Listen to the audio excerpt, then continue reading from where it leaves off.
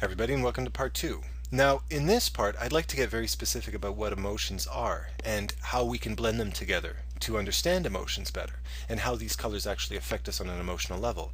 Now, the way I regard it, everybody has their own approach, and you might consider this audacious of me, that I'm actually even suggesting my own theories, but remember, my perception of color belongs to me as well as my study of it, and I've fashioned it into a way that I find intuitive and something I can use practically.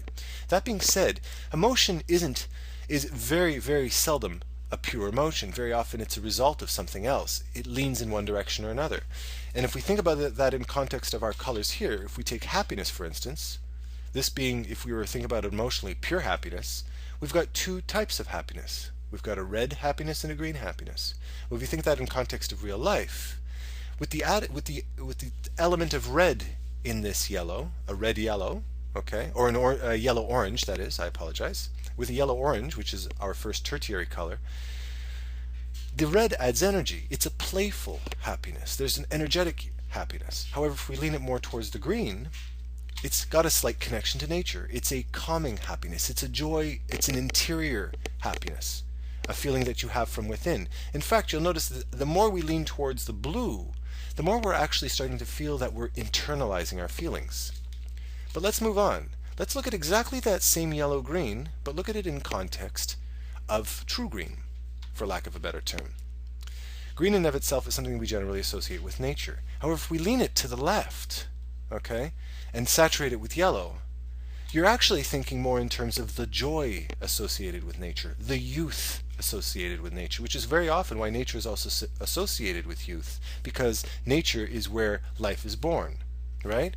And if we look at these actual images, we can see the slightly yellower saturation in this image of the little girl playing through the field versus slightly bluer saturation of this other image. Now, when we think of green in association with blue, I'm not thinking about playing in a field. I'm thinking about sitting by the ocean in Barbados looking over at this creamy aqua-colored ocean, right? A very calming, relaxing, and refreshing green. If I look at these two images in comparison, this one feels very joyful. This one feels very serene, like I'm outside enjoying the fresh air in the woods. It's not as much of a happy as it is a calming feeling. So let's continue. Let's look at exactly the same green, or this blue-green in association with the blue. And we'll put this red-blue next to it. Blue being generally something that represents calmness, stability, serenity. This also feels serene, but there's an element of joy because of the yellow. But when I compare it, when I put it in context of blue, it's actually more of an internal joy. I feel really good, I feel peaceful, and it's a happy, peaceful feeling, versus this, because of the red, has a slight sense of tension. This would be me trying to meditate, okay? And I've got the Barbra Streisand music and the candles and the incense and all of that nonsense, and somebody downstairs is blasting Mariah Carey. They're messing with my zen, right? It pisses me off.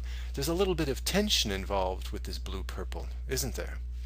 Now let's take exactly that same color and put it in context, this blue-red, and put it in context of the purple.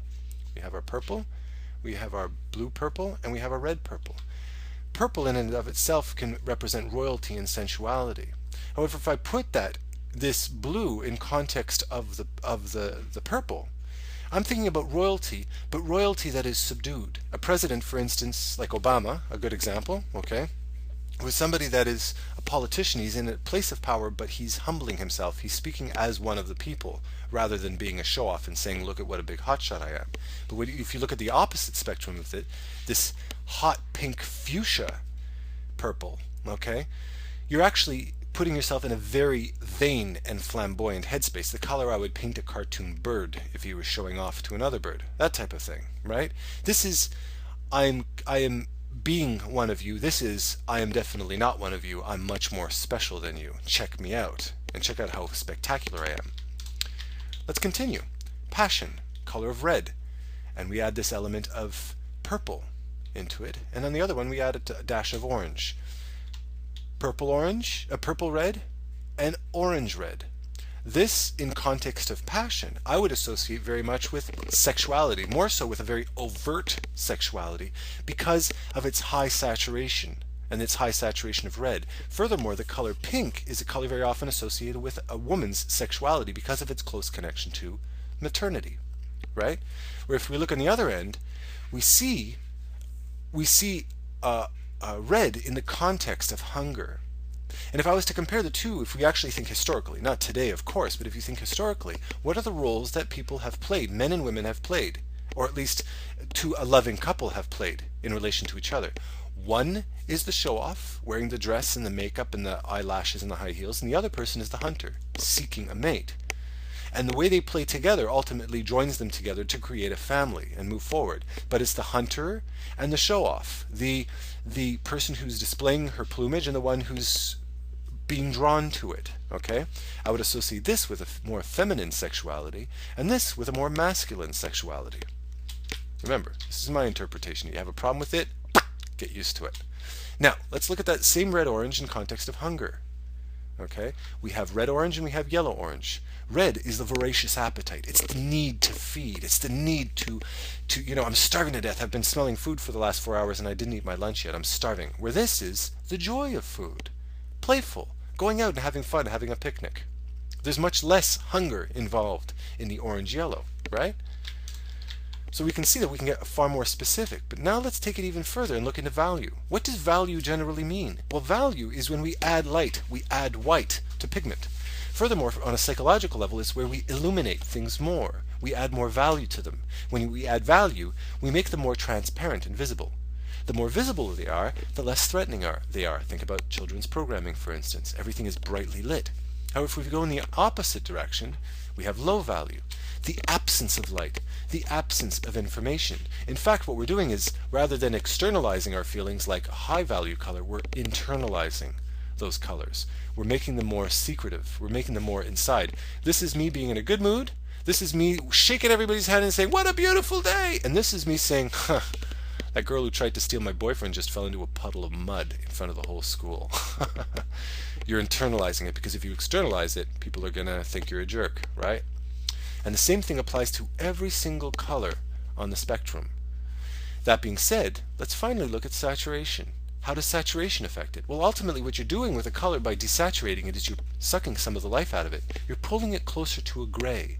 And that can, depending on your headspace, suck the life out of it. It can dampen or weaken an emotion. And if we take happiness, for instance, a good example, and we desaturate happiness, it's almost an anti-happiness. It's almost the pursuit of happiness, but not quite getting to it. There's a sense of anxiety as we pursue happiness. The failure, the loss that comes with it, the feeling of the way it plays with your self-esteem. Very often the color yellow is also associated with cowardice, with fear. Okay, think about a yellow stripe going down a person's back, the symbolism for a person who's a coward or somebody who's afraid.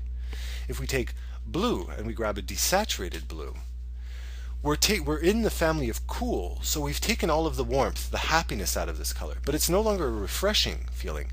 It's a very cold and a very lifeless color. And is it any wonder why the color desaturated blue or desaturated blue-green as well are two colors that are very often associated with depression, the lack of warmth and the lack of life. It's a very sad state of mind.